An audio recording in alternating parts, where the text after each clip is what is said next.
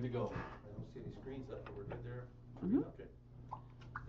I'd like to call to order the Council of Town of Fort Smith, July 21st, 2026, for 7 p.m. I've looked around the table. We have quorum, so that's confirmed. And I will read the acknowledgement to the First Nations of Métis. The Mayor and Council wish to acknowledge the town of Fort Smith is located within Treaty 8 territory. Treaty 8 territory also encompasses the traditional homelands of Salt River First Nation, Davati Denisolian Nation, and the Indigenous Métis people of Fort Smith. These nations have maintained stewardship of their sacred lands throughout the generations.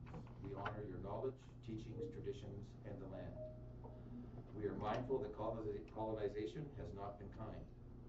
We respectfully recognize our generational histories and commit to strive for unity in the spirit of truth and reconciliation.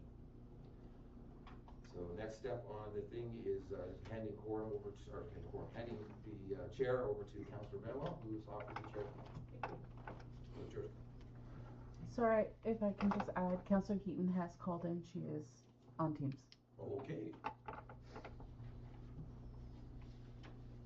Okay, next on the agenda is the adoption of the agenda. Can I get a mover for that? The agenda be adopted as presented? With the, sorry, as amended, briefing note to 7, administration 3, briefing note for the landfill shredding 2026.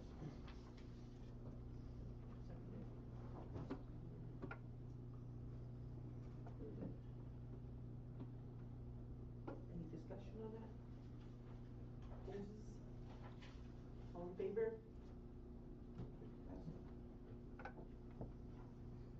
And next up is the delegation.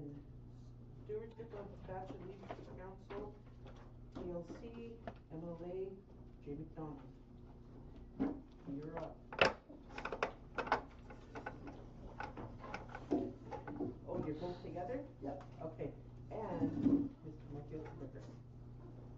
You don't get twice as much. Still just did.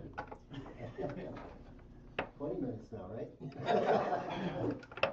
Well, thank you so much for the opportunity to be here tonight.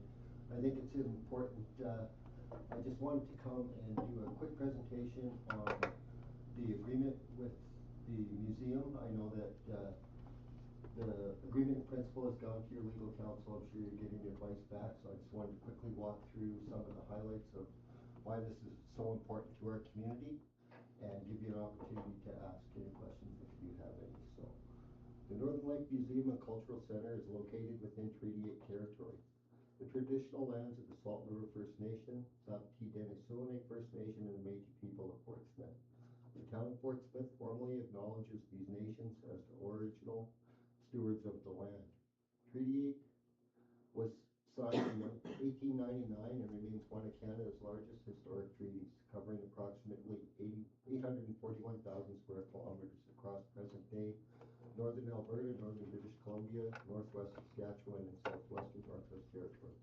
The treaty established a nation-to-nation relationship intended to ensure peaceful coexistence while protecting Indigenous peoples' rights, so continued hunting, fishing, trapping, and maintaining the traditional way of life. Why does this matter? The agreement in principle, or the agreement between the Bachelor Leadership Council and the Northern Life Museum is one of significance because it recognizes the museum as an institutional located on Treaty 8 lands and supports Indigenous stewardship of the stories, artifacts, and history connected to those lands. Creates opportunity for Treaty 8 nations to present their history, language, oral traditions, and cultural knowledge from their own perspective. Strengthens the relationship between the museum and the traditional governments whose ancestors have occupied and cared for this territory since time immemorial. Demonstrates reconciliation through action by placing the interpretation and preservation of Northern history under Indigenous leadership, and reinforces the importance of Treaty 8 as a living agreement that continues to shape governance, education, culture, and economic development in the Northwest Territories. Long-term strategy and value of this agreement. So signing this agreement establishes a long-term foundation for collaboration, shared governance, and cultural stewardship.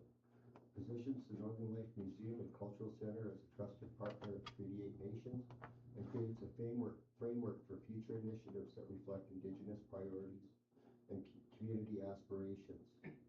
Over time, this agreement will provide formal basis for ongoing collaboration with Treaty 8 leadership on a variety of cultural protocols, enhance opportunities to secure territorial, federal, philanthropic, and private sector funding that will support our community, support and co-development of education programs, strengthen public understanding of the history of Treaty 8, Indigenous rights, and Northern cultures.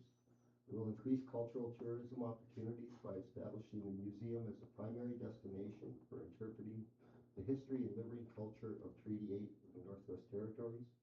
It will encourage preservation, repatriation, and respectful care of culturally significant artifacts, oral histories, language, resources, and archival material. It will also build long-term capacity through Indigenous employment and mentorship and engagement with our youth, foster economic development, establish a governance model based on mutual respect, shared decision-making, and the recognition of Indigenous knowledge systems as essential to preserving and interpreting Northern history. Most importantly, this agreement creates an enduring relationship that extends beyond individual projects. It provides a framework through which future generations can continue to work together to protect cultural heritage, strengthen treaty relationships, and ensure that the stories of the North are preserved and shared with authenticity, respect, and integrity.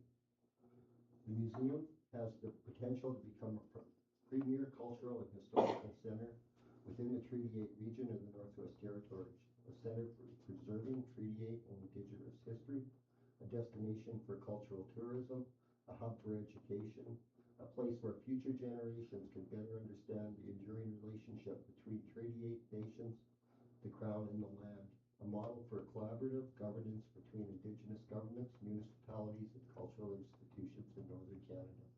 And I think that line there, really, we're setting the bar here by making this agreement, by moving this forward, because many other communities will look to Fort Smith and say, look what you can really do if you decide that you all want to work together. I think that's really a key point here. Beyond the culture and educational significance, this agreement establishes the foundation for long-term economic partnership between the Devacha Leadership Council by creating a formal framework for collaboration. The agreement positions the TLC to participate in and help guide future economic opportunities arising from the museum's success. Using this model, the TLC can support employment, training, business development, revenue-generating initiatives that directly benefit Fort Smith. The shared approach to economic development contributes to long-term community prosperity, strengthens and creates lasting benefits for our future generations. So I know that was a lot of words in a very short amount of time, but I just really, I'm quite passionate about this. I'm 100% invested, as is Michael, as the chair of the, as the chair of the museum. And, you know, we just wanted to sort of come and bring this forward to you, and more of opportunity to take questions, and if you have any concerns, to be able to address those. We're hoping to do a signing of the actual agreement by the end of the month in order to be able to move forward with the plan in October to do a grand opening and a fundraising event. So with that, I don't know if Michael has anything he'd like to add. Your indulgence, Madam Chair. So, I'm the volunteer chair of the museum board. I've been in Fort Smith since 1963 when I first came here to go to residential school. And others like Connie have been here, her family, for thousands of years.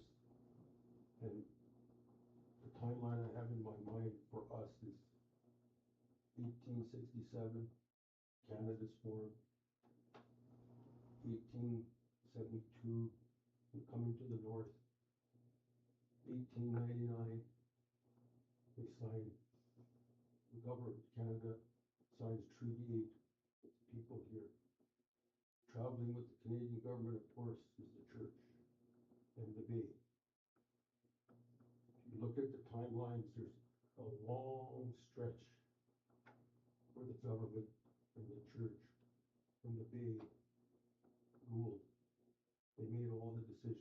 set up this town, they named it after a guy who never even came here. And they set up the law, the justice, residential schools, and the people who were here to serve were the ones that sat on the sidelines. 1967, they picked Yellowknife as the capital, and the government of Canada and the GNWP make a choice. They start moving out of Fort Smith. The church bet on this being the capital. They built the mall, they built the church, and everything else they built, God love them, built to last. N60, the museum, Brandon College, Rena Hall. So, and then they realized they bet wrong as well. And they started to move. 1972, the museum was to be, and it was, and is the oldest, the first museum in the Northwest Territories. But the big governments, the senior governments, had already had their exit strategy. Yellowknife was, Fort Smith, you're going to be the educational capital, and don't worry, the feds, they just left because they had other things to do, and the church started experiencing the result of their thousands of years of the way they did business, and basically disappeared off the scene, leaving us a wonderful, underutilized cathedral. So, 2024, there's an agreement signed, the first of its kind. The other governments have gone. The governments that need to be here, that are here, that are running here, that are going to keep this community alive, came together. The town, Salt River, Métis, Smith Landing at the time, TDN, they signed an agreement that if they hadn't signed that agreement, we would not be here. 1972, when they created the museum, the governments and the church were on the way out. They set up a volunteer board. They gave it a modest starvation level budget, and 18,000 artifacts, and the home of the shared history of the people of this part of the country, Treaty 8. In 1899, we all made a deal. We became treaty people. We're all treaty people, one way or another. We have an incredibly important asset, culturally, heritage, and economic, because this is not just, it's nice to help the museum. TLC is in a position for the future. If TLC didn't exist, once again, we wouldn't have this discussion because the museum can't go to any one part of it. This is our shared history. And our shared history is like this circle right here. The governments sit here. The town, Salt River, TDN, the Métis, they're all there joined this way. But the piece that's missing, sitting out over here, is our shared history. And that's represented by the museum, that physical embodiment of life since 1867. And God love the church, they collected lots of stuff. They did a lot of other things. But our heritage is there. And not just ours. Treaty 8, 850,000 square kilometers, I believe, or hectares. Almost exactly identical to the Mackenzie Basin. So what we face as a community is, what are we going to do? Can we survive if our shared history is not owned by the governments whose history it is? And it is now time. This day was meant to be. It took us 159 years to get here.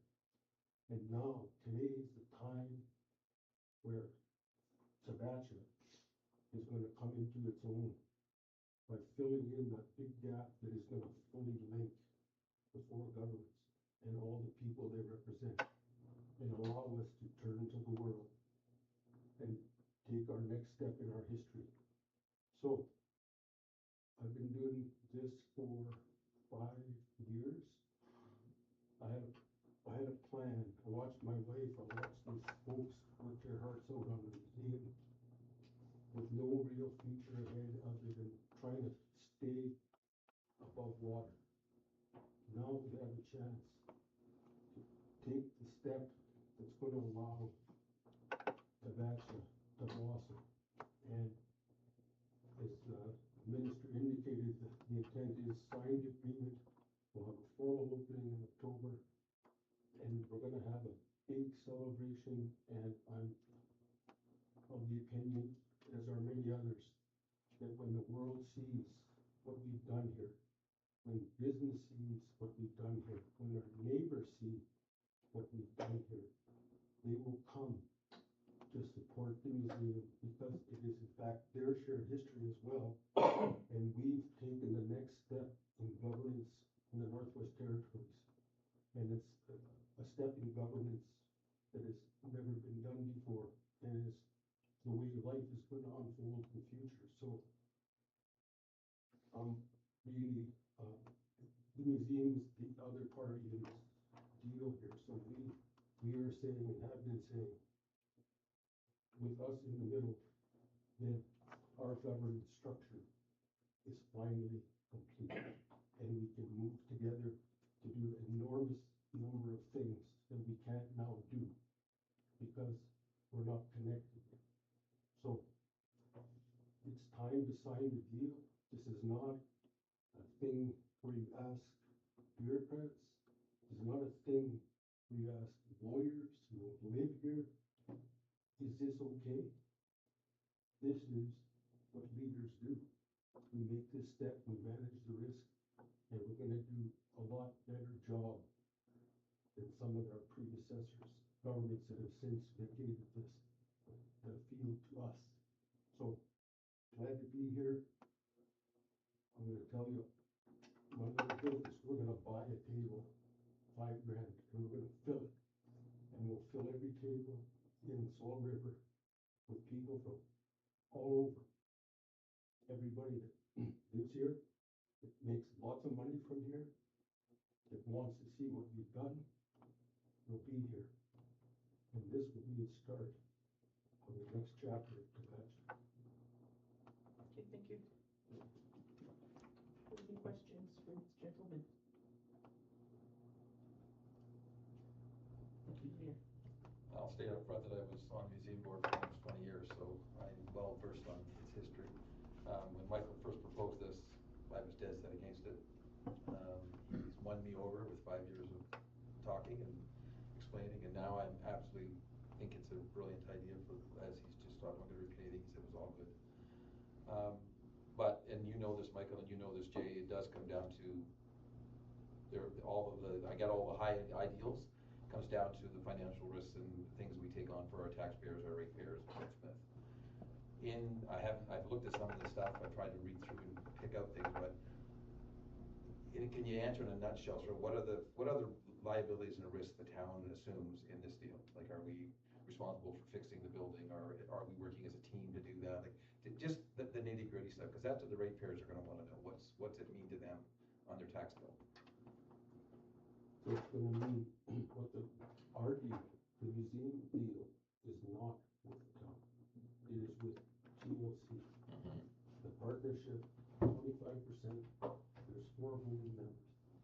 And when you have 4 governments with the millions of dollars and the hundreds and hundreds of employees, not to mention all the GNWT employees, and we are where we are right now with federal government, we're not a regional center, nobody's going to come to save us.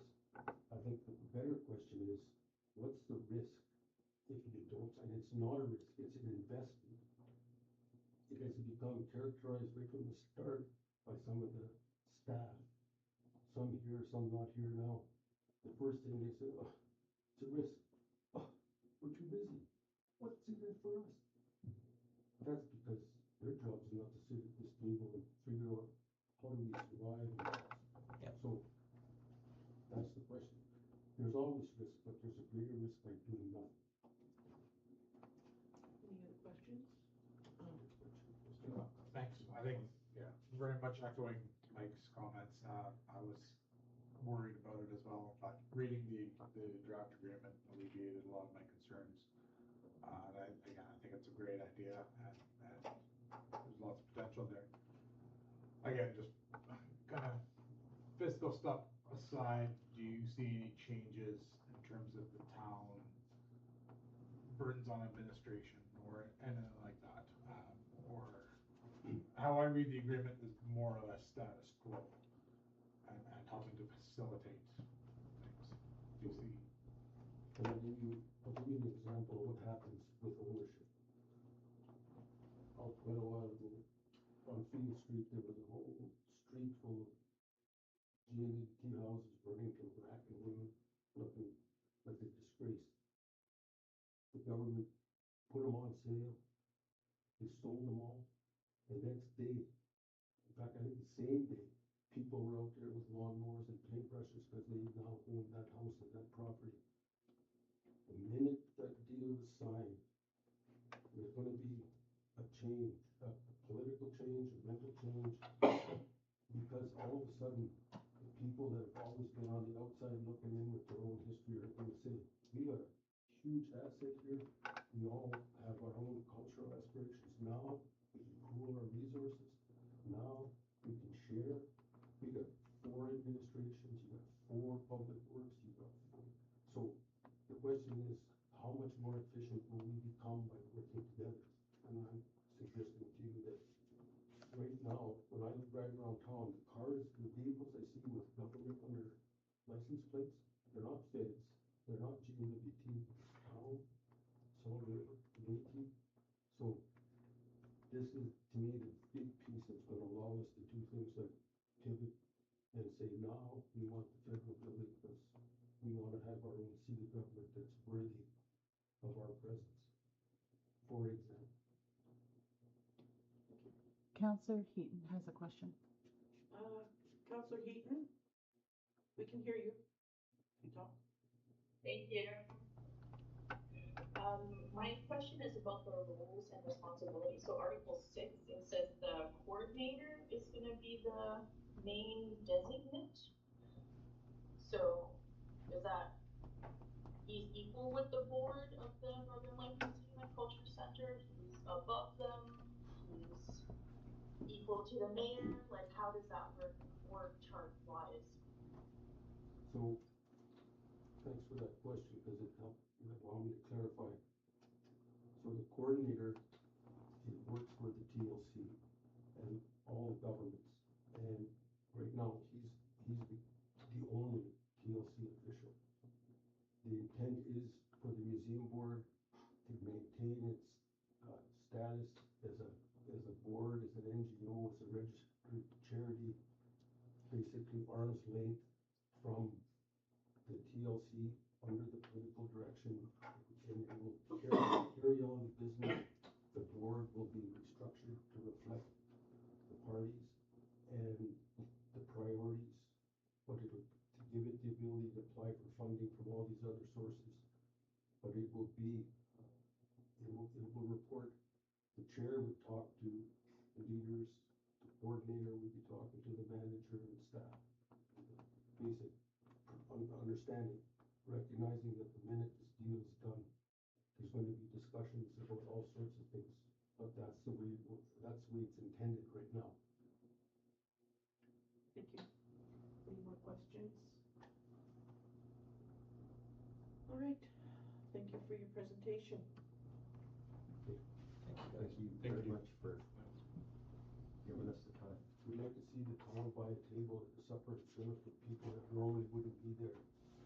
So we can have the biggest community celebration ever. Great. Thank you, Kevin.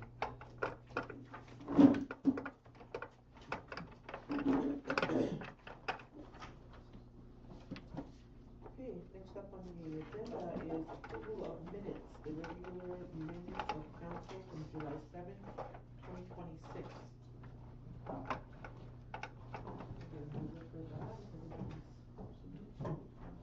I'll move that the minutes of the regular meeting of July 7, 2026 be adopted as presented. And I'll second it.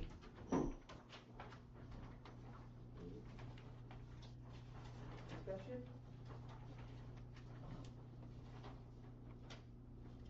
Seeing none, all in favor?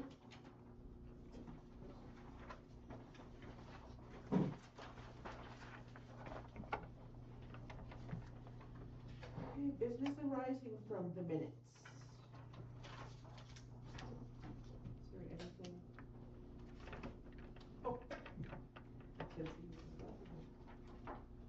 Thank you, Madam Chair. I guess first item is, just under the, minutes. We should have one item added under the minutes, regarding, right after where we reference, going into camera. I think there should be, a motion showing that we actually came out of camera. Because, the current agenda reads, we went in camera and then there was a decision made. According to our procedures and things, we are unallowed to make decisions while in camera. So just for clarification for those that are familiar with our process is to just demonstrate that we actually did come out of camera. The next, I'm going to continue. I just have one other thing to bring up. And it was within, regarding the discussion regarding the battery issue, storage, which led into an out of order comment regarding request for a briefing note on the franchise agreement status. And part of the discussion, we also talked about, or at least I brought up the point that this had been brought up previously as a motion under previous councils and previous administrations. I know back in my first my 2018 to 2021 sitting of council, for a while there was presented as part of the corporate services presentations a list, or it was referred to as a motion registry. So it could refer back to issues that had been brought up and whether they were actually actioned upon or not. And part of that it had been noted at that time that some of the motions were not being acted upon. So we felt an appropriate way to keep track of ensuring that then at the time mayor and administration were actually following through on the motions that were brought forward. So I just wanted to bring this up as a item for consideration, and I just as a heads up, I will be bringing it forward at the next corporate services meeting as a potential motion to reintroduce a motion registry. That way there we can say, yes, indeed, this request from such and such date is still outstanding.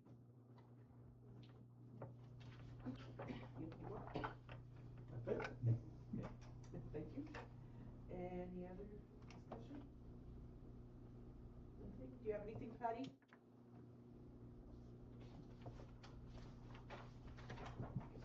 Okay. So we'll need to change the motion. Madam Chair. We'll need to change the motion to approve the minutes as amended to include that addition. So I'm okay with that motion to approve the minutes as amended. Okay, and you? Yes. Okay. Done. All right. And then we have to vote on that, right? Okay. Any discussion on changing that? Just for clarity, you're changing to add a motion to come out of. Yeah. Okay. Since it's done, then all in favor? Okay, motion carried. Madam Chair, just an item of information. Are you okay with it? Yeah. Just the second secretary just notified, just so you are all aware, we do have a motion registry.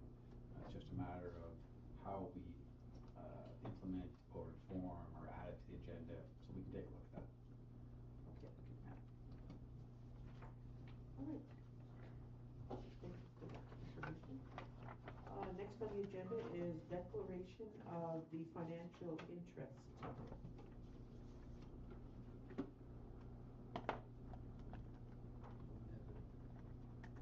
Anything?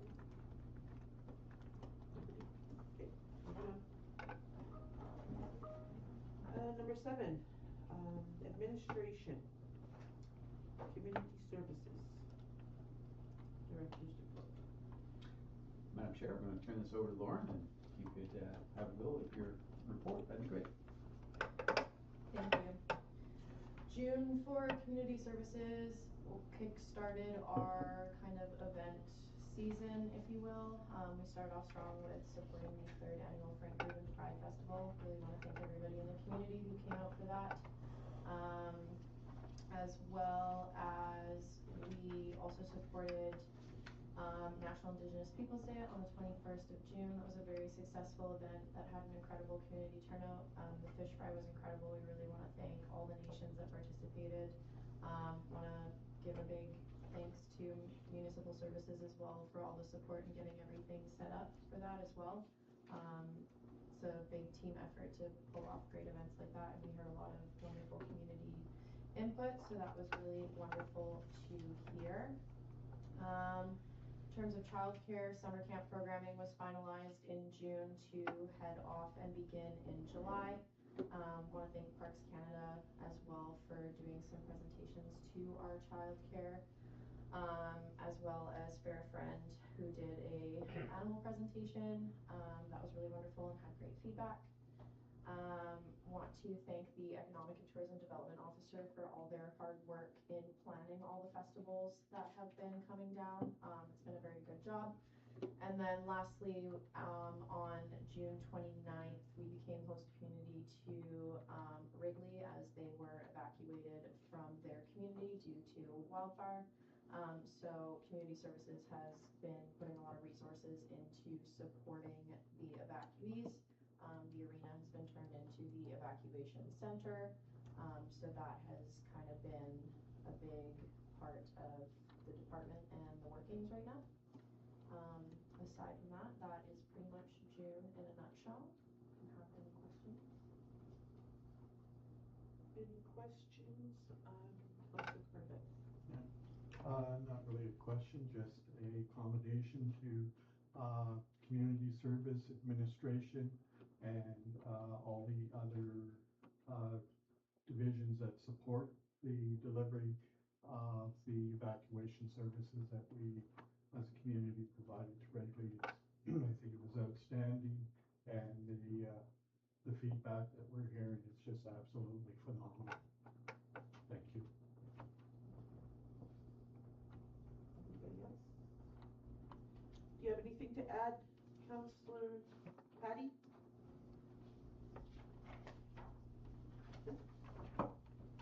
Hey, sorry, my camera keeps on dropping, so I'll raise up my hand if I'm definitely sad to not be around to help with obviously the evacuations and our summer festival season, but you can't be 2 places at once, and I only got 1 dad, so it is what it is. But yeah, great job all around. Thank you. Thank you.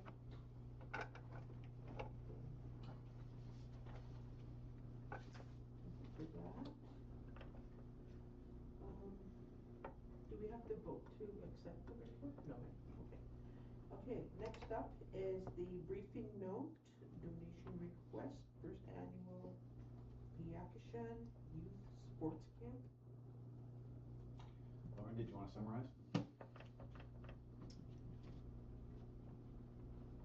I believe the briefing note pretty much summarizes all the information I have on it as well. Okay. And if there's any questions from council, and then there's a recommended motion.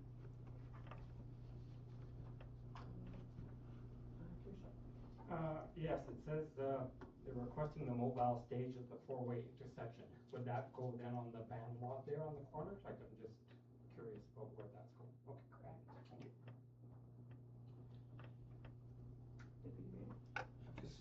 concern, I read this before, who, it's the Piac, I can't say that, Piaco stand? Actually, it's pronounced Piaco Scan. Thank you. So who's the group behind this? Like, is it Salt River, or is it, they're using their land for the stage, that's what I assume, but who's actually the lead for this? The group coming in is Magoo Crew Entertainment, so I believe they partnered, or they reached out to the nation, I can't Okay. confirm on that, but that's my understanding. So I'm gathering by the name that this is the First Nations event, right? Yeah. Piaco Scan means,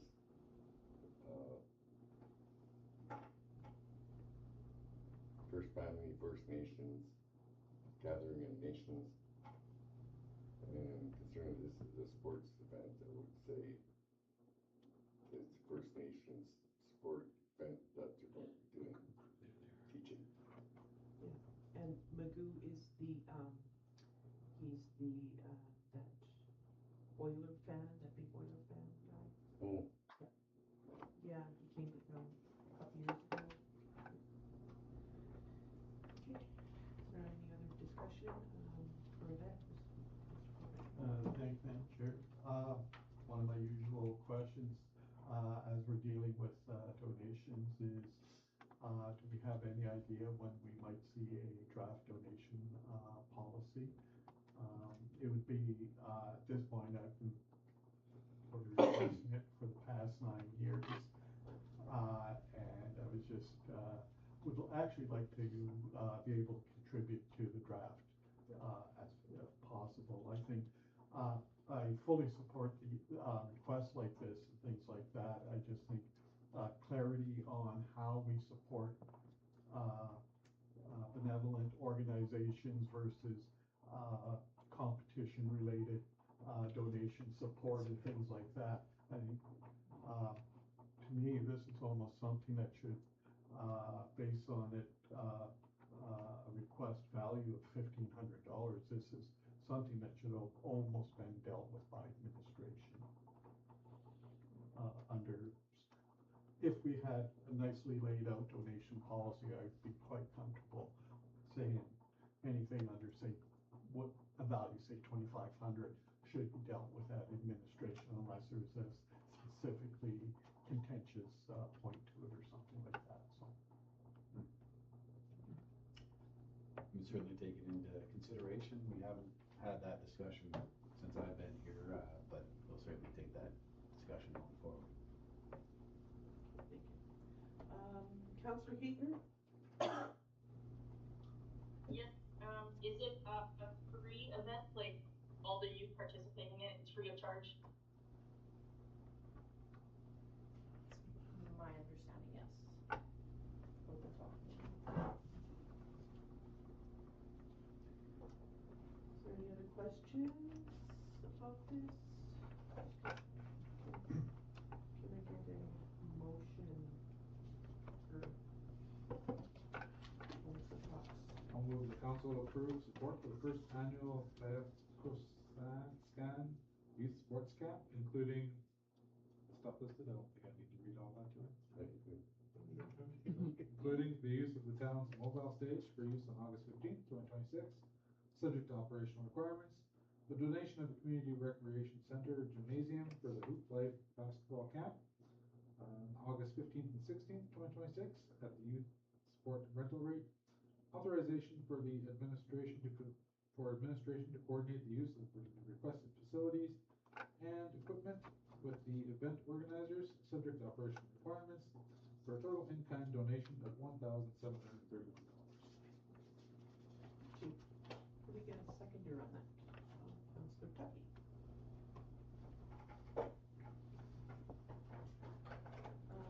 Discussion, questions? Councillor Bain. Sorry if I feel like I'm missing something, but who are they? Thank you. Like, is it? Who is Magoo? Like, it is Bianco-Scan company, and somebody's bringing them here. Like, I think the event should support it, but I just don't see in the background that information. Again, as mentioned earlier, the information that I was provided is all outlined in the briefing note. Going forward, if council wishes to receive more in-depth when notes are brought forward, I can take that into consideration. Deputy Mayor?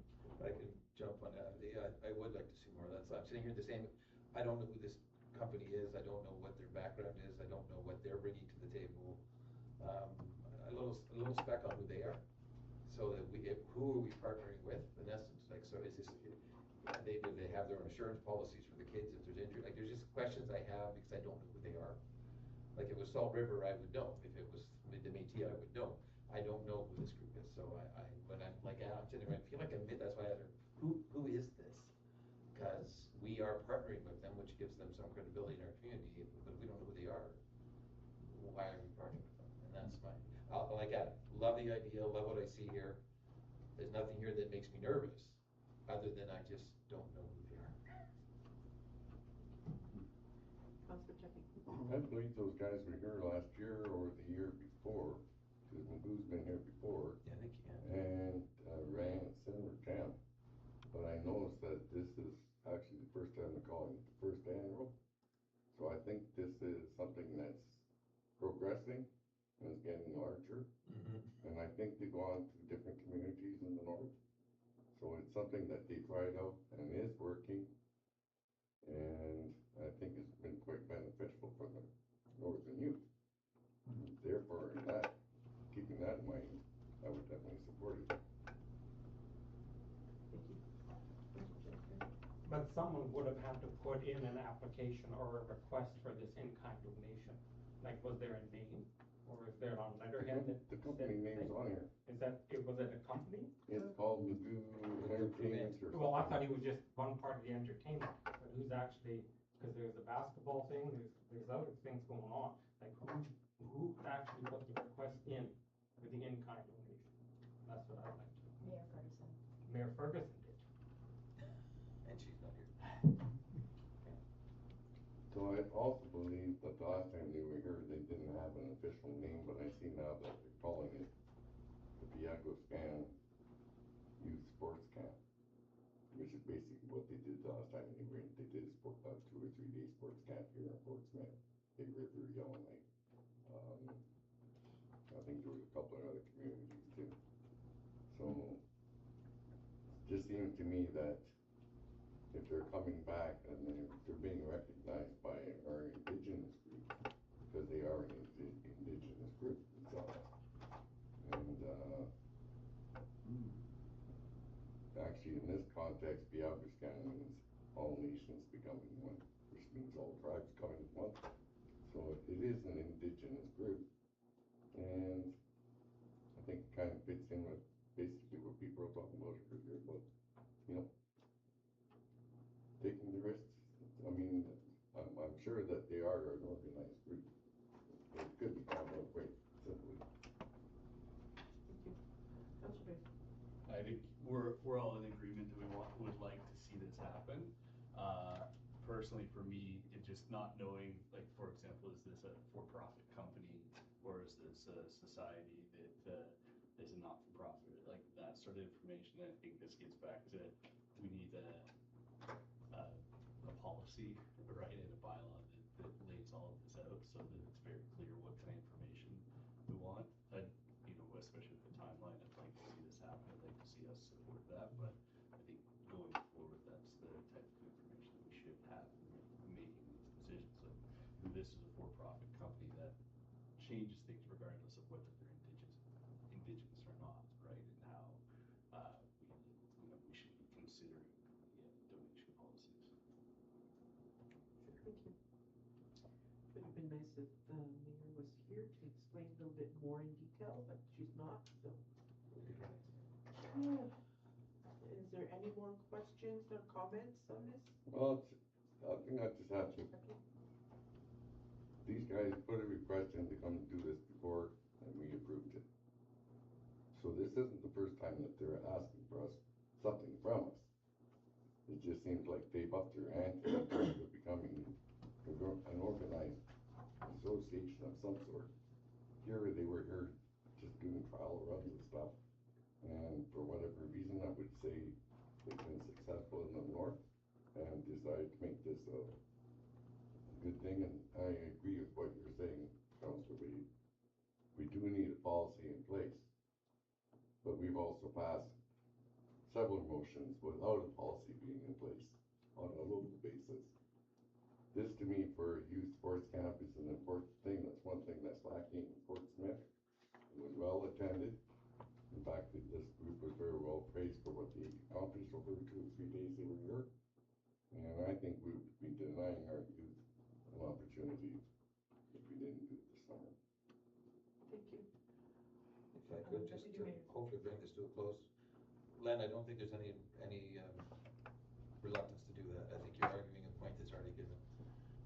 What you use the phrase they've upped their ante in what they're asking for, and what I hear us saying is we're upping our ante and just wanting to make sure that they're legitimately who we want them to be. I don't think anybody's against the idea. I don't think anybody, I haven't heard a negative comment yet about whether it be good or bad. We all think it's good. Mm-hmm. What we're saying is, before we sign the dotted line and give stuff to a group, we should know who we're giving stuff to. He's been here a couple times at a smaller scale. Great, that's good. He's upped his game. We're upping our game. We just want a bit more information if you're asking for more from us. So I don't see this as a conflict. I just see this as us saying to administration, on this one, I think we'll do the vote, but I expect it's probably going to do reasonably well. Next year, if you come back, we'd like a little portfolio, a little flyer on who you are, what you stand for. Are you not-for-profit? Are you for-profit? What are you doing? What's your vision?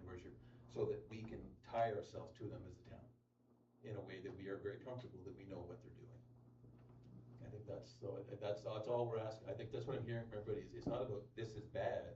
It's who are they, and I'm sure they're the type of group we would want to be involved with more. If they're changing their game, we need to change our game a bit too, just to be on the same level. I don't think there's any reluctance that I've heard around the table. Back to you. Okay, thank you. Councilor Corbett. Thanks, Madam Chair. I support the overall concept and everything else. I do have reservations, and I would be more than willing to vote in favor of this, contingent on them providing some additional background information by a specific date, say by August 1st, asking them for clarification on their legal status. Are they a registered business? Or are they a not-for-profit society, et cetera, what their legal standing is. Also, part of the risk management thing is, are we willing as a organization to forgo a requirement of the organization that's behind this carrying liability insurance? And so do we typically require organizations to have liability insurance? And if that is the case, then just ask them to show that they have some form of liability insurance.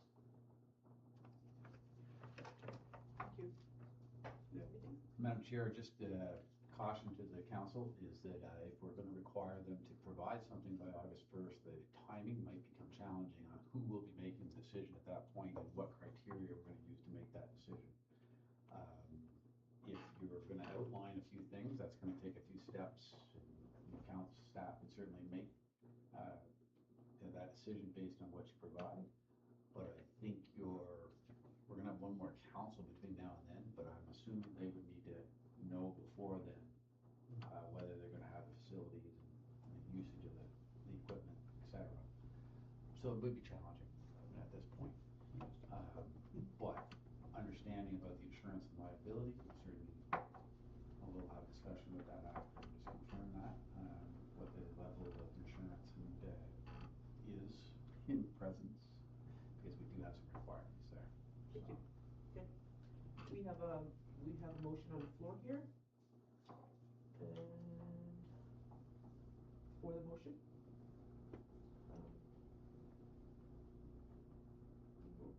Sorry, is the motion to approve it, or is to push it back for more information? Madam Chair, I'm not sure. Was the councillor putting a motion on the floor? Okay. Thank you. for a vote here. So, all in favor? Okay. Any abstentions? Against?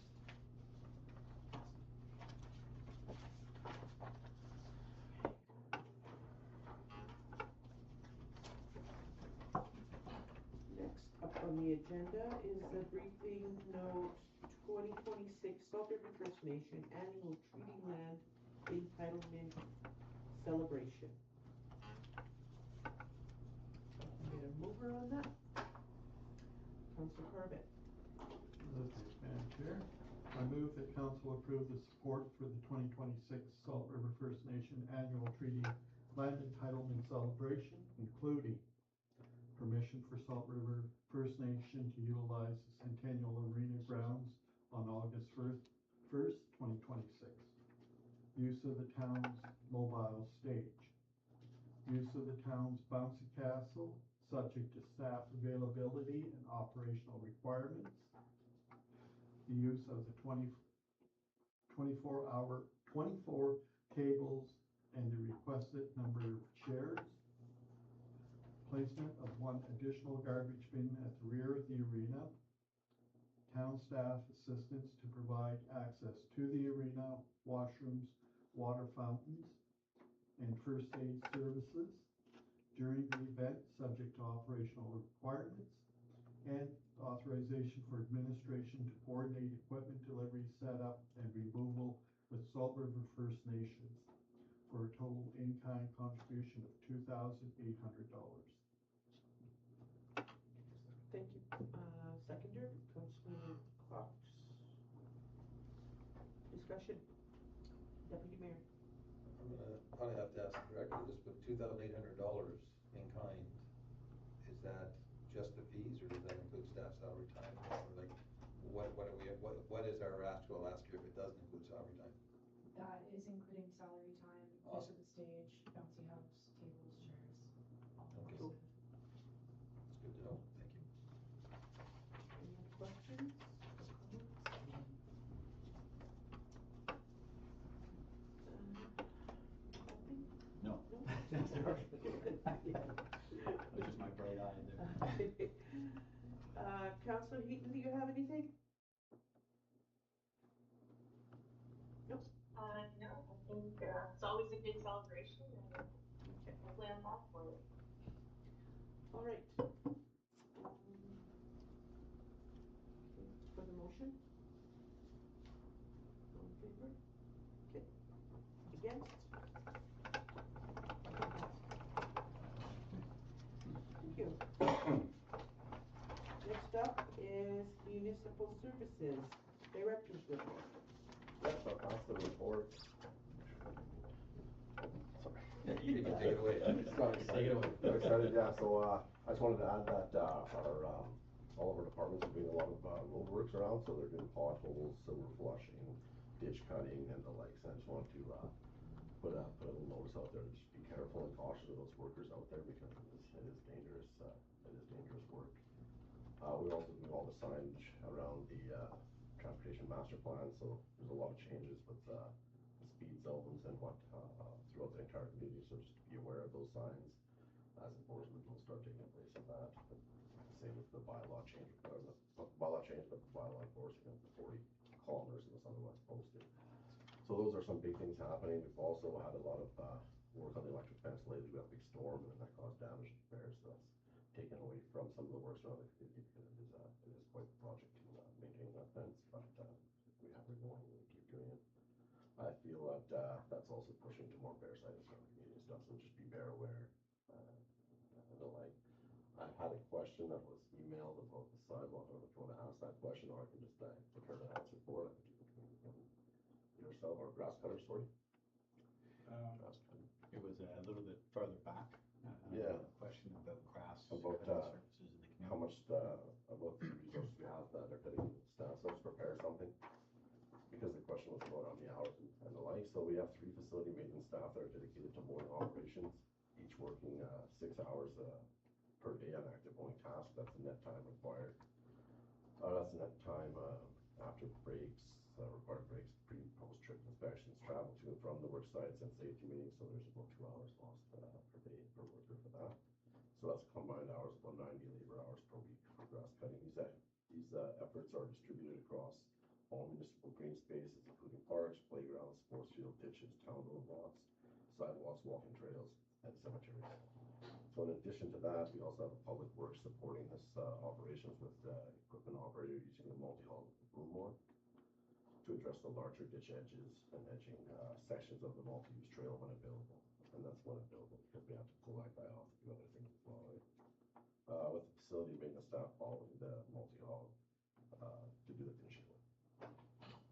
It should be noted that these allocated hours may be reduced when staff are reassigned to support community events, response to requests from other departments, addressing staff shortages, or undertaking other operational reviews and special projects. So there is some lost time while that happens as well. I hope that answers the question on the research that I have around the gas study. And that's basically everything I have for my report. Thank you. Do you have any questions for Deputy Mayor? I've asked this before, Andrew, I just follow up with the water meter replacement project, that's under you, right? Yes. Okay, that's still underway, is it? No, the water replacement project is completed, but there are some identified meters that are causing issue, so we are addressing them as they So come. this is at every domestic resident, you replace every meter, because I know you haven't done mine.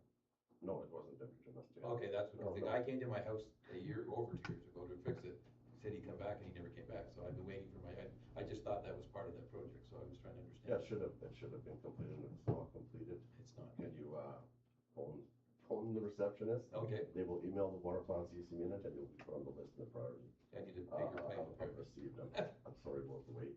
No, I just. But we have a process that's working really well right now. So that they are hammering them out, actually, it's working really well. I'll let the receptionist know. Thank you. Thank you. Yeah, I'm just after a little bit more details with the broken glass in the pool. Can you Okay. give me a bit more details, like the source of and whatever? It was under your report there. We'll actually pull it back. So in my report, I speak to helping and assisting with what happens from the broken glass, but to answer more about the broken glass, I believe community services would be better. For sure. It didn't go into my report because I'm always a month behind in my reporting. So I received communication from my lifeguards that a pair of tempered glass goggles had shattered in the pool. We are uncertain when it happened, how it happened, because the goggles were hidden and stashed. So assumption would be possibly the child had broken them and they felt too scared to bring it forward. It was another patron in the pool that had found them kind of stuck behind the bench.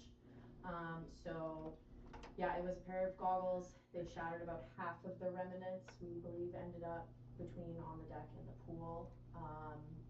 And so, yeah, that is what contributed to said closure.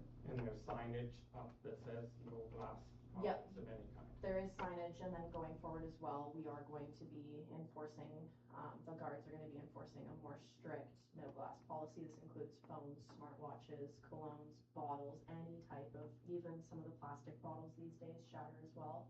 So the guards are gonna be more privy to that going forward. Thank you. Deputy Mayor? Can I just follow up on that? I've already had 2 people in the community who wear prescription glasses to see complain to me that that if they're not allowed to go to the pool with their glasses so they can see, they won't see the they can't see the pool if they're blind without their glasses. Is that going to be enforced, like prescription glasses are out as well? There are types of goggles that can be purchased that can be prescription that are pool safe and don't shatter. So I would encourage people to look into those. Anybody else? Councilor Tucky. One question to the director. Well, actually, and a compliment. Great work at the graveyard. It's looking great. Glad to see all the trees gone. I'm just wondering if you have a start date for when the fence is going to be replaced. Yeah, so like in the report that states, we were working with TDN on this, and TDN said that the resources will be freed up in August, so they're gonna do the graveyard, Riverside graveyard, Catholic graveyard, I don't know if it's a graveyard.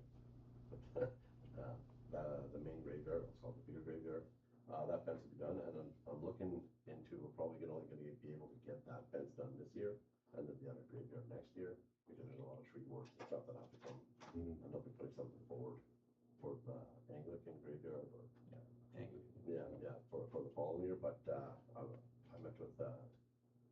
TDN's representative, and so about Public Works gonna be going on holidays here, and they're all set up. We should start seeing that action in August, completed by August. Do I have to give the chair over to somebody else to ask a question? Technically, yes. Okay. Sure. That's right, I'm working. Ask your Yes, Councilor Bendel. The garbage bins again, but, when they're, because it's once a week, so people are packing those bags in there. So when the garbage truck arms come out to go and lift it over, and it's packed in there, what happens? They just get put back down and left in there? There's cameras in the truck, and if there wasn't there, they can shake it. It'll come out. Okay, because my garbage bin was packed, and 2 Fridays in a row, my garbage hasn't been picked up, and it's been sitting in the right place, facing the road as it should be. 2 Fridays in a row, it has not been left the garbage bin. Who's Thursday now? It's Thursday. Oh, no, we're Fridays on that side. Thursdays this side. No. What? Thursdays. Who changed that? I thought it was the other way around. King Street, yeah. We may have solved this. Yeah, but Thursdays west side, Fridays east side. Oh, I've been telling everybody the other opposite. So that may have That was my contributed. understanding. That may have contributed, but I can also look into it. Yeah, okay. Good to know. Well, I'll put it out Wednesday then. How's the chair? Thank you. Thanks for that. She said Friday. Madam Chair, just my suggestion would be, as a chair, you are free to ask questions. If you're going to debate or make a statement on something, then I would suggest you pass the chair. Okay. The questions are open to everybody. All right, thanks. Is there any other questions? Councilor Corbett? Thank you, Madam Chair. Last week, or last council session, I did bring up the suggestion during discussion of the sidewalk tender of looking at alternatives. It seems concrete now is following the price of gold and other precious commodities. One of the suggestions was to look at possibly looking at pavement, and I'm just sort of it would be really helpful and informative if we get some background information on alternative materials for sidewalk other than concrete, because currently, from what I understand, it's over $500 a square yard. Like 10 years ago, it was 150. So I know last could have been 2 summers ago when they were redoing the museum sidewalk. The original estimate was well over $35,000. They went with the pavement option, and it came in for, I think, like $12,000. So. If that can be checked into. I think Gabriel might have an answer. Yeah, so, what we could do, it's hard to look into pavement versus concrete right now because we don't have pavers in the community, so I think that would be better answered with better research at the time when the next pavers are coming in. I believe next year there are pavers coming in, so then we can get price point and we can get that, and of course, changing the way that this current project is going, we can alter that, we can definitely, yeah. There's a thing about concrete lasts longer, pavement's easier to repair. So you'll be repairing it more often, but it is a lot easier for us to maintain as well. Then there's the aesthetic value, right? So there's more than just the material and the price, there's also the aesthetic, what you want the community to look like, the sort of walking trail that do our actual sidewalk. There's walking trail and the like, but we can definitely look at that. Thank you. Councilor Taki? Thank you. Madam Chair, almost forgot, I had a couple people want to ask about Riverside Road. Any plans of grading and watering the road? Yeah, we tried grading with rain. We don't have the capacity to water the roads. We don't have the trucks or the funding, and then same with the dust suppression. It was taken out of the budget, so we don't have budget allocated to dust suppression. But it does get up there.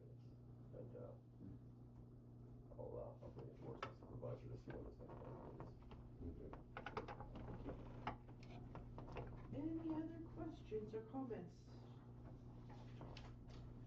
Chair, one other follow-up, okay, is, there was a question from council about further updates on the status of the raw water intake and the main lift station project.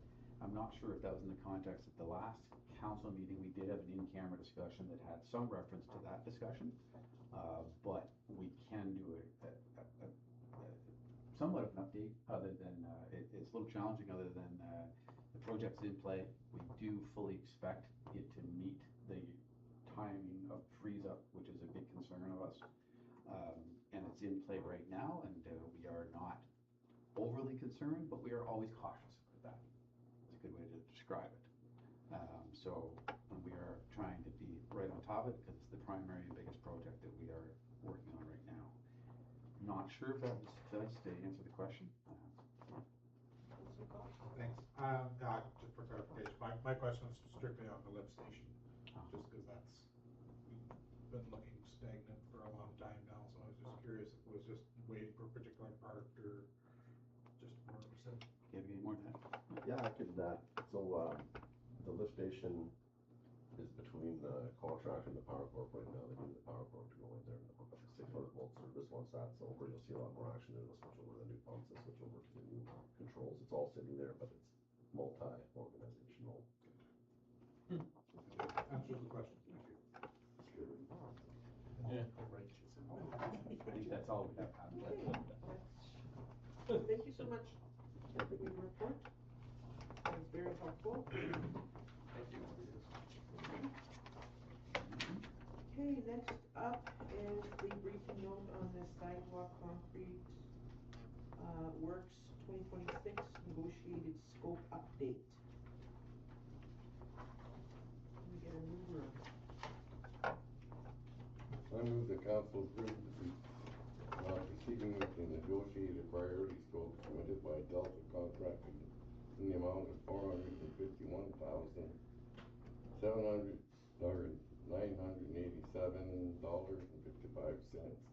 including contingency and GST, and authorize administration to complete the necessary steps to award and implement the work. It is further recommended the town continue to phase by sidewalk improvement program in future years, bringing forward additional work annually as funding can be allocated through the capital budgeting process. Thank you. Can I get a seconder on that? Councillor Cox? Discussion? Questions? Comments? Okay, seeing none. Vote. All for? Okay. Against? None? Passed. Briefing note, landfill shredding 2026. Can I get a mover on that? Councillor Cox. I'll move the mayor and council award tender TFS 26-004 non-metal refuse processing services to Western Waste Solutions Incorporated in the amount of $59,440.50, including GST, with funding to be provided from the landfill's O&M budget. Thank you. Can I get a seconder? Councillor Corbett.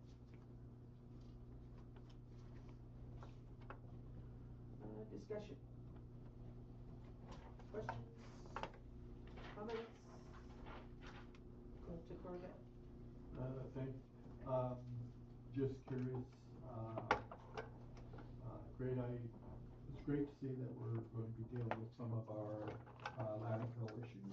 I was just wondering if there was any thoughts or timelines for dealing with the metal collection out there. It's really huge. I'm out there quite frequently, and yeah, there's a big mess of that. Yeah, so I'm currently in the process of trying to find funding for that. I was even talking to Gerald Benz the other day, seeing if we can access there's a whole NWT-wide metal cleanup program happening. I'm always looking for metal options, but again, budget is usually pulls at that. Just like this shredding program, when we get to do that, I'm working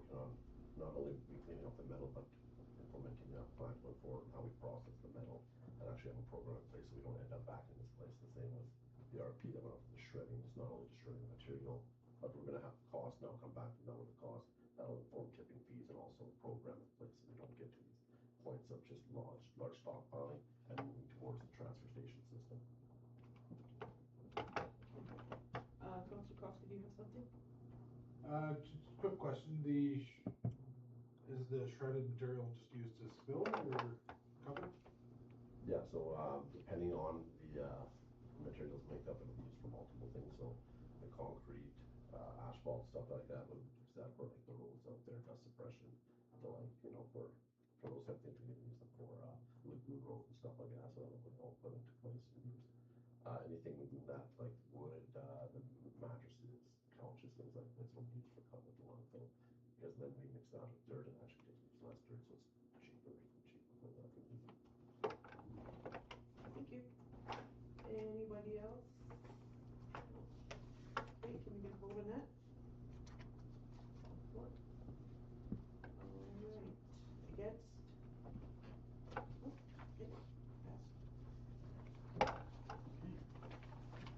Next up, council business, bylaws and policies, briefing note,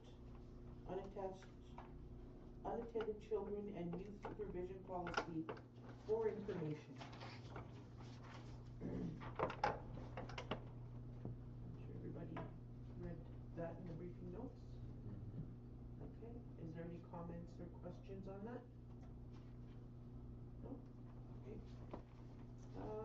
Okay. Actually, no, dude. Oh, okay, Councilor Tucker. I wanna know what the purpose of this policy is. Are we gonna begin to police children? I'll go to Lauren, but we already actually do that to a certain extent. So, Lauren, comment? So the purpose of this policy came from both the influx of children in the facility as well as staff responsibility. We do say that children that are 9 and under have to be accompanied by an adult, but we do see a lot of children in the facility too young and unsupervised coming into the facility. So my staff have expressed to me that there's requirement for some policy to be enforced and writing to be made that supports them in where their kind of authority lies within children, especially when it comes to directly outside of the rec center, such as the playground. But yeah, we do have a lot of kids that are too young, unsupervised coming into the facility, and we don't actually have anything in writing right now. And it just creates that gray zone of responsibility on staff that's not fair to them. They shouldn't be the designated caretaker for these children when they're in the facility, especially during that period when we're trying to find their caretakers, their guardians, calling, reaching out so they can be supervised. So this all kind of supports that and supports the staff in implementing that. Okay, thank you. So, with that, and the kids end up there unsupervised, they get sent out, they get told to leave. Correct. And there is language that speaks to that, obviously, with cold weather that is included in there. That we do let them stay within the facility if it be really cold, but we do unfortunately have to turn them around because the staff can't be the responsible care person for them. Deputy Mayor. Yeah, I noticed that. Just to follow up what you're saying, Lawrence, I read it pretty close. I used to run the visitor center from the park and had kids showing up unsupervised and playing hide and seek in the theater. I know it's like, and you are not their babysitter. You're not paid to be a caregiver. I get all of that, but I saw it in reference to the RCMP and social work as well. So there is a formal process, as I read this, being established so that staff are comfortable. They've tried to reach the parent. They've tried to reach a guardian. They call social work or the RCMP to get the child at least supervised by somebody so they can go back to doing their job. So am I summarizing that accurately? Correct. Okay, that's what I took from it. Anybody else? Comments? Anything from you, Councillor Heaton?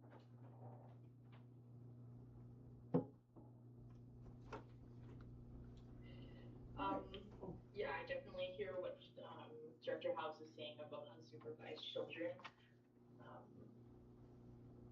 Maybe like more discussion to be had. I do worry about the kids that are sent out. Does that mean, what about the parking lot? Does that include them? What about the park? That's also town property. Do we have to just more things to consider? And I would say even 8+ just because that 8 seems to be like the norm around town for youth-related activities, so I'm not for it or against it at this point, just, yeah, to be considered. Yeah, something to think about, cause it's for information anyway, so, okay. So Counselor Tucky? basically, if you have underage children, if you wanna call them underage children, because according to the United Nations, CRC motion that was passed in 1989, there is no difference between an 8-year-old and a 17-year-old.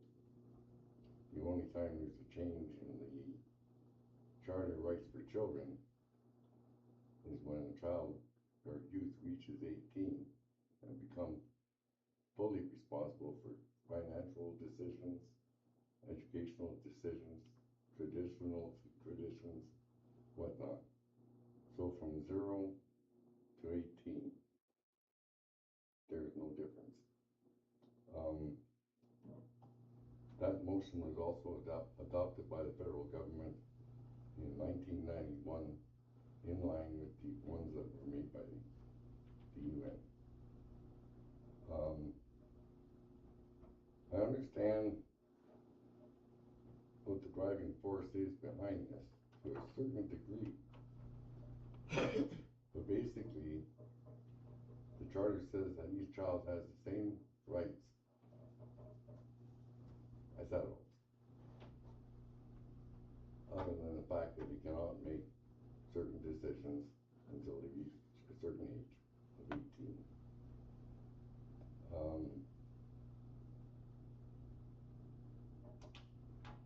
I think, from what I've read, I think it's too open to actually work. There's one thing in there that says, all children under the age of 8 must be supervised during whatever and programmed activities. Our parents are not staying with the kids that they drop off to the daycare. The parents aren't there for the aftercare program. So there we are, we're breaking one of our own rules already. So it's just open for. That's not, can I jump in here? That's not totally accurate, and kids that are dropped off at the daycare or at the after-school programs are supervised. They're supervised by town staff whose job says it is their job to supervise them. So that's covered. They are supervised. They are signed up, they are registered, their parents know they are. I know because I've got 2 grandchildren in there. That is how it works. They are supervised. These are kids who are just showing up. They don't have a daycare, they don't have an after-school program. Mom and dad aren't all that worried that at 5 years old they're strolling through downtown Fort Smith and hanging out at the rec center. Our staff at that point can't be asked to be their parents. They can't ask to be their supervisor and make sure that while they're trying to run their programs, keep the facility clean, keep the facility safe, sign people inside, be parenting or shepherding a 5-year-old who's unsupervised and not registered in a program. The key thing is registered in a program. All the daycare, we are not breaking any of our own rules. We are registered in the program. So the kids that are there are properly supervised. There's laws and rules, I know them well, my wife, that was her trade. There are rules on how many kids they can have and how many supervisors they have to have, and all of that is respected by the town. We are not breaking any of the rules we're putting out. Okay, the one I always refer to is 5.1. Children 8 years of age and under shall always be under the direct supervision of a responsible caregiver. Yeah. While within the town facilities or participating program. And if they're on the daycare program or an after-school program, they are. It's the kid who's showing up without any of that that is the problem, if I'm correct, Mark, right? Okay. It's the unsupervised, unattended child that's the problem. Madam Chair, if I could. Yes. Could also add that you'll see a distinction in this policy as the reference to an operational policy as opposed to a governance policy. That's why it's for information purposes here. And recognizing that council, if you have a very distinct and driving issue on it, that's why it's for information purposes and get feedback here. But operational is where we're giving direction to staff internally. So falls under the purview of the SAO at that point. So it's for input, it's for discussion, but it is an operational policy. One more on that. I would ask one thing, just because of the nature of our community, could you run this by the leadership council? Because we have First Nations children, we have Métis children, we have the rest of the children. Are we doing anything culturally, or that could be done culturally better to touch on some of those areas? So maybe instead of phoning the RCMP first, you phone the band office of the child that they're assaulted, or maybe not. I don't know the answer to that. But what I would suggest is, before we go out with something that says we're gonna call the cops or the social workers, no offense to those people in those trades, is there another place we can call first that might be more culturally acceptable and appropriate? That's a good question, it's good feedback. So I'd throw that up for you to think of. Yeah. Councillor Bates? Threw the words out of my mouth. Oh, sorry. Yeah, no, that's good, that's good, that's good. The second question I was gonna have is, why 8 as far as like the cutoff there? Like, you know, for example, the pool in Yellowknife, it's 7, as long as they have, they've done a swim test, then they can be, unsupervised there. So like, is there, where's the 8 coming from for our one? So the age of 8 is a very common in the Life Saving Society. It does come from aquatic guidance across the nation. 8 is a very common age. To speak to your point, 7, because they're able to do that swim test, that is up to the operator of the swimming pool. As the operator of the swimming pool, we don't have the capacity to run swim tests at this time. Now that the lifeguards are currently being certified as we speak, that is something that can be explored further.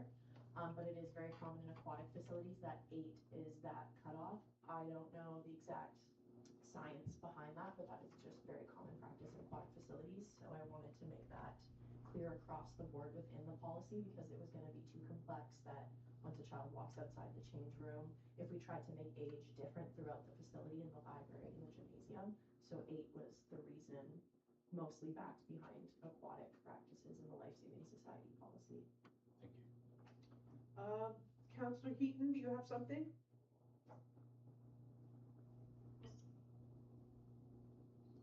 Two things. So one is, registration in the after-school program is typically full, right? Those kids kind of move with it, and if you're lucky enough to get enrolled, then congratulations to you. But lots of families and lots of young people are not lucky enough to fill those slots when they become available. The rec center, to me, should be a safe space for any young person to come, especially if both of their parents have to work and childcare is expensive. I understand that it's extra supervision, but that's what a rec center is for. Second, I know that there have been situations in the past where youth have been banned for X, Y, Z, whatever. So, like, why is this required now when staff have in the past already been kind of proactive about limiting access? Well, I guess it's third. So third thing is, like, is there incident reporting on how many children come in unsupervised and that you've had to contact their guardians or social work or whoever? Because that would probably help alleviate some of the questions that I personally have, right? Like, what's the frequency of this outside of being an evacuation center? At this time, yes, there is incident reporting, especially when there becomes elevated interaction. A big part of this actually has come from conflict. For example, a specific situation was a birthday party a couple months back, and a child that was not part of the birthday party, that was underage, was picking on some of the kids in the birthday party, and the parents came to the staff to discipline the child. And the only thing we could speak to was obviously just being respectful and following expected conduct in the facility, but we're not their parents. So speaking to situations like that, where you have kids that are causing trouble and you need them to be removed because they're affecting other patrons in the facility, as well as, yes, we do write incident reports. They are documented.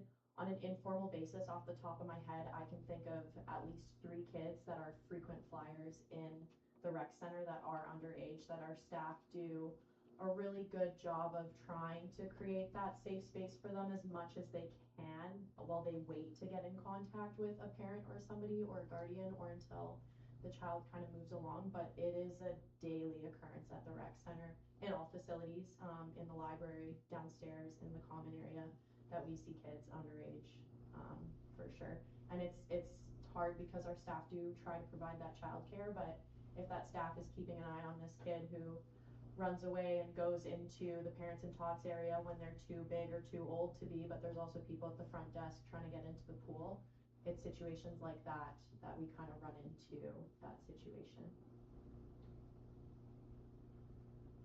Thank you. Follow up. So with situations like that, how does that work then? You just hang on to the child at the front desk until time is closed, their parents eventually come, and then there's conversation with the guardian? I'm just confused about how the process is, right? Like if teenagers have been banned from the rec center previously, but like we're just not, that step isn't for minors or children. So we do have a policy in place that speaks to what it, like the banning process. We have warnings, we have outlined behavior. I believe this policy was approved by council over 10 years ago. That's the one that we follow. That speaks to the steps of escalation when it comes to being banned. It does take quite a bit and a lot of reoccurrences of the same behavior to get banned from the facility. We're not just banning kids left, right, and center. When it does come to the underage kids that are frequenters, we do, this front desk staff do, I know some of my staff will try and play a game of Uno with a kid right in front of the tables, in front of the desk, and go back and forth as they can until we manage to get a parent to pick up the phone. Some of these kids, we have yet to meet their parents.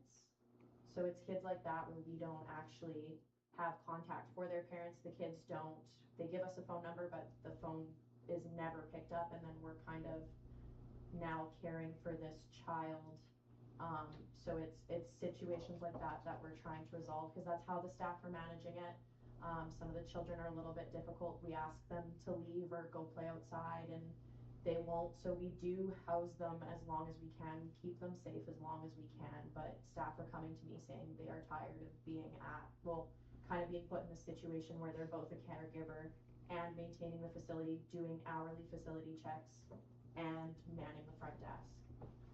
So we are trying, but again, it's this policy that helps us kind of mitigate that and action it. Copy that. Thank you. Deputy Mayor? Recognizing that daycare staff have specialized formal secondary level education to be daycare staff. And front desk staff don't. They're front desk staff. They're not hired as daycare workers. I get the frustration. We don't want those kids going into daycare and getting free daycare, because that's why we have a daycare policy and daycare fees and daycare structure, so that they don't just get to, so I really do understand what you're dealing with in the balance of unsupervised children versus supervised children versus program children. Like they're all different. I get the sense it's not as big as we might imagine, but it's still big enough that it's causing your staff stress. And I know from my days at the park, with the Park Visitor Center, the same kind of thing happened, and we never really did come up with a good solution. So you're on a path that we didn't even go down as far on, so I'm intrigued to see how this goes. Okay, moving on. Appointments. No appointments? Okay.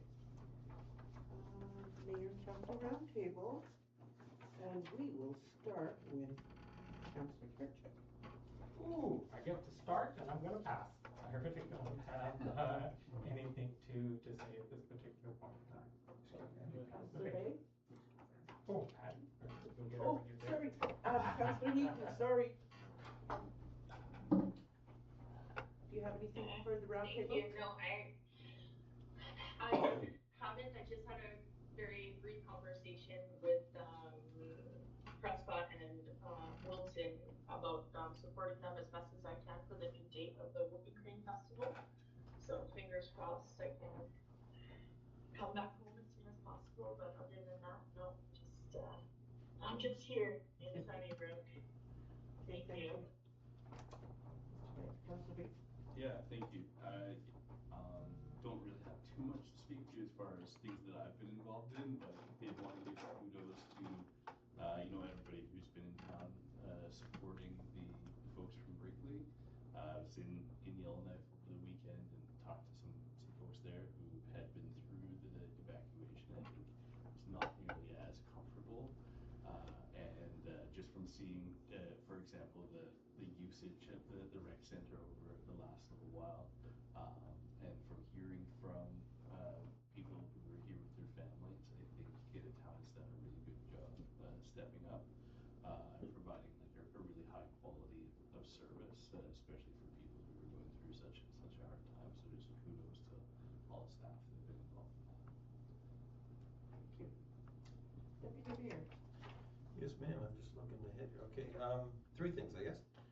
You'll find in the notes you got from the meeting today, the FCM attendance report that I put together. It's long, I apologize, there's lots of stuff. It's lots of stuff, I'm not gonna go through it. But what I will say, it was intended for the directors as much as it was for councillors. The trade show booths, all of those are direct hot links to their companies. So if you're looking for a company that does something that was at the trade show, their links are there in the report. So if you haven't seen it, you should see it as well. It was meant for everybody.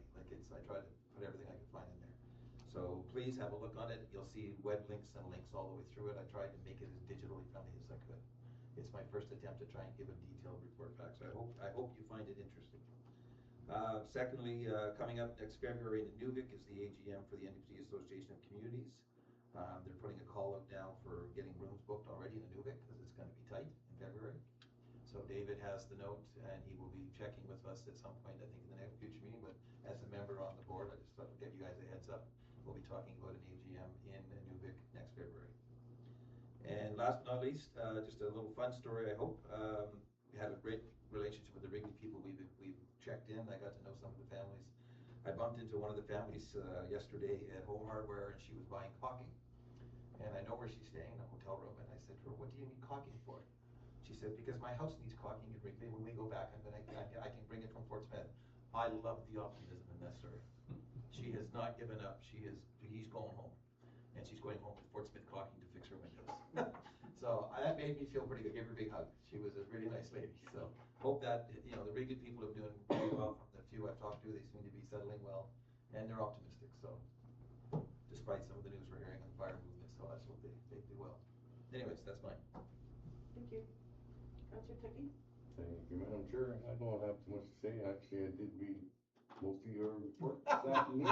And actually, Sorry. I did find it, yeah, but you're right, it's long, but it was pretty interesting. It was a busy days. Yes, I got that. Other than that, I haven't been around town too much, so I don't really have anything to say. Thank you. Councilor Cox? Yeah, not much for me there. I was out of town for the last week up in the bush, so definitely nice to see the work around the graveyard working. That's exciting. And then took to see, thanks for the grass cutting stuff. I see them working their way towards my end of town. So yeah, make any fire smart plugs today. I did see the tenders go up for the fire smart stuff, so it's nice to see. Thank you. Councilor Corbett? I really have nothing to add, thanks. Okay. Councilor Benma? The TDN, they did a phenomenal job on their Treaty Day celebration. It was nice and hot out there. I know my little grandson, I just had to keep pumping him with the water. It was so hot. We went on a boat ride. Yeah, and the food. They had fish and steak. Yeah, they did an awesome job. Kudos to them. The town hall looks great. I love it, like the new face that it has. Even though there was a comment that it came straight out of the Beetlejuice movie. But I love that movie. Yeah. Glass half full, guy. Yeah. Yeah, I do. I love the new facelift. And just for everybody to be bear aware, because there's been a lot of sightings of bears in the community. If you don't have to put your garbage out right away, then don't do it, otherwise the bears could get into it. Or, you know, anything that they can sniff and get into and cause havoc to your property. Just be bear aware when you're out walking or biking. Yeah, and your children, keep an eye on your children and your pets. Put your garbage out on a red day. Yes, thank you. So, any proclamations? No proclamations, okay. So the next council meeting will be August the 11th, and I believe Councillor Tucky is chairing that one. And then after that is August 25th. Anybody volunteering for that chair? I should be on my way to Guaymas. Takers. Okay, it'll be the mayor then. Mayor Ferguson.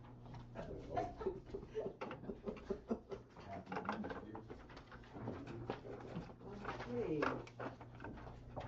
And excusing of counselors, can I get a motion for that?